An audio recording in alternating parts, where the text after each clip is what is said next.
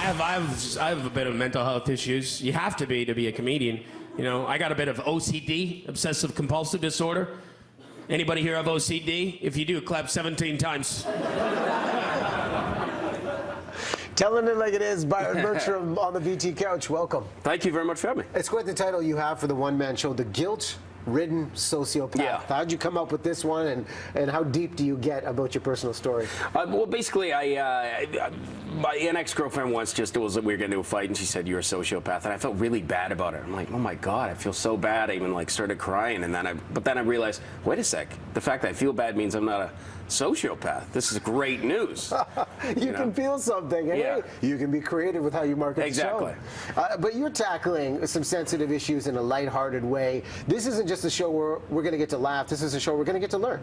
Yeah, absolutely. I mean, it's mainly funny, and you'll come for a laugh. It's stand-up with a theme. So that a lot of one-man shows are stand-up with a theme. So there's a story arc to it. Well, an arc to it where I talk, mental health issues, struggles of OCD, and my mom, a little bit touch on my mom having manic depression, being out in the hospital, growing up a lot, and just the self-body image issues, drinking too much, the ego, just the human condition, mix of sort of mental health issues, and just stuff that people could relate to.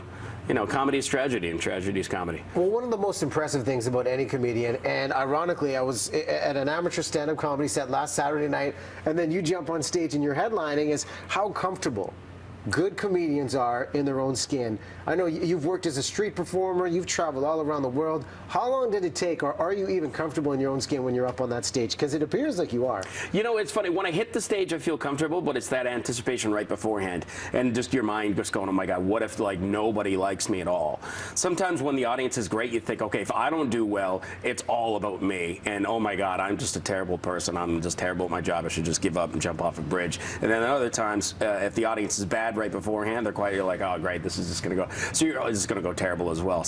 But then when you go on stage and get that first laugh, you're just like, it's all alleviated, okay, you know what, it's a race to the finish line now, and my ego is restored yet again for another day. You've recharged and refueled and ready to bring it to the stage. Yeah. Of all the stages you have played at around the world, what was one of the most unique in terms of audiences, in terms of cultural interpretation of what you bring?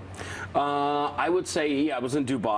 That was pretty funny. I was playing in an Irish pub for Indians in Dubai, and it was all Indians, and I was always worried because it's kind of a sensitive place, religiously and culturally, but they were loving it. They just loved everything. So that was pretty fascinating. New Zealand performing for an all Maori troupe. That was pretty interesting. Quite passionate people. Yeah, absolutely. Yeah. That was really interesting. But you never know, sometimes you could perform for bikers to drag queens to you never know. Sometimes you could sort of preemptively read a room and think, oh my God, this audience is going to judge me a certain way, and then you're completely wrong. Yeah. For good or bad. So that's the interesting thing about comedy. You never know sometimes what's going to make people laugh. And it's all about trial and error. It's all trial and error. It's a science experiment with words and your ego, and is this going to work or is this going to fail miserably? Well, you take risks not only on the stage when it comes to the comedy, but when I look at you and see your presence, all I can think is Man Cold, NyQuil commercial. I mean, that's a big hit for you. That was a big hit.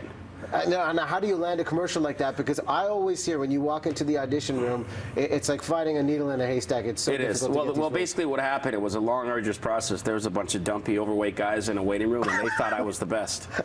That's great. That's great for the ego. Yeah, exactly. What's bad for the ego as an actor, I go for some really unflattering breakdowns. It's like dumpy mall guard, rotund truck driver, morbidly obese cop. I got that audition. I'm like, really? Am I that overweight? It's like, don't wait for Hollywood. You're disgusting. But you're good looking enough to be ugly. So that's good. So I'm like, what? They're like, Byron, you've got something here, man. There's a future. There's a future. Yeah, when I was in Toronto, this one girl said, you look like a sexier, younger Rob Ford. I'm like, what? Oh. Oh, no. Yeah. Well, this one-man show, when is it going down?